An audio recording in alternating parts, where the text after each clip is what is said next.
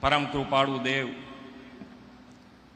પરમ પ્રયાણ પર્વ કાર્યક્રમમાં આપણી સૌની સાથે મંચ ઉપર ઉપસ્થિત પૂજ્ય ગુરુદેવ શ્રી રાકેશભાઈજી, શ્રી રામકૃષ્ણ મિશન રાજકોટના અધ્યક્ષ પૂજ્ય શ્રી નિખિલેશ્વરાનંદજી, બીએસપીના મંદિર રાજકોટના પૂજ્ય શ્રી અપૂર્વ મુનિસ્વામી, શ્રી રાજ સૌભાગ્ય સત્સંગ મંડળ શાયલાના અધ્યક્ષ શ્રી નલિનભાઈ, શ્રીમદ રાજચંદ્ર આશ્રમ કોબાના અગ્રણી શ્રી સુરેશજી, શ્રીમદ રાજચંદ્ર જ્ઞાન મંદિર રાજકોટના ટ્રસ્ટી શ્રી જગદીશભાઈ ભીમાણી, શ્રી કિશોરભાઈ મહેતા, આમંત્રિત સર્વે મહાનુભાવો, પ્રેસ મીડિયાના મિત્રો, સૌને મારા નમસ્કાર, સૌને મારા જય પ્રભુ. આમ તો અત્યારે જ્યારે અહીંયા આવતો ત્યારે મેં કીધું આપણે તો રાકેશભાઈજીને સાંભળીશું, આપણે કંઈ બોલવાનું થતું નથી. પણ સાંભળ્યા પછી એટલું કહી શકાય કે તમે જે અરીસો આપ્યો છે એમાં અમે ઊભા રહીશું.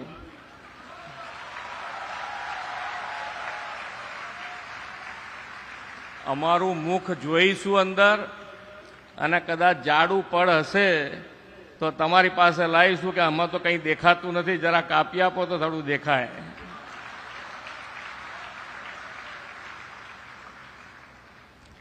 આ પ્રસંગ માત્ર સ્મરણનો નહીં પણ આત્મમંથન, સાધના અને આધ્યાત્મિક ઉન્નતિ માટેનો એક અવસર છે. મને જ્યારે આમંત્રણ આપ્યું ત્યારે અંદર આમંત્રણમાં જ એક વાક્ય ખૂબ સારું લખ્યું છે. પરમ કૃપાળુ દેવ પરમ પરાયણ પર્વ એ પરમ કૃપાળુ દેવની પરમ અદ્ભુત આત્મદશાનું સ્મરણ કરી આત્મકલ્યાણના માર્ગે અગ્રેસર થવાની દ્રષ્ટિએ ખરેખર અપૂર્વ અવસર છે.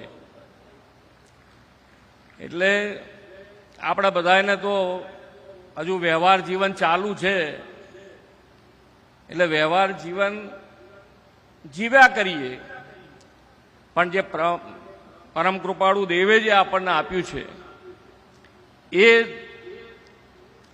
આત્મસિદ્ધિ શાસ્ત્ર, એને અનુસરવા માટે પણ આપણા માટે કદાચ આપણી શક્તિ ન હોય તો જેટલા બને એટલા સત્સંગમાં આવી અને રાકેશભાઈજીને સાંભળીએ એટલે આપણને એ આત્મસાત ધીમે ધીમે ધીમે ધીમે આમાં આગળ વધાય.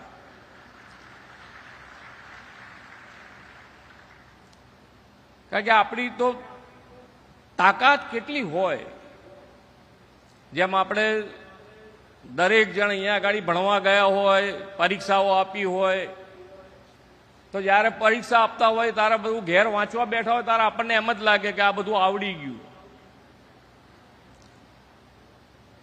એમ અહીંયા બેઠા હોય ત્યારે આપણને એમ જ લાગે કે આપણને તો આત્મસાક્ષાત્કાર થઈ જ ગયો. અહીંયાથી જેવો બહાર નીકળી અને સહેજ જો ધક્કો વાગ્યો ના આપણામાં કેવો ભાવ ઊભો થાય છે બધા ચેક કરી લેવાનું.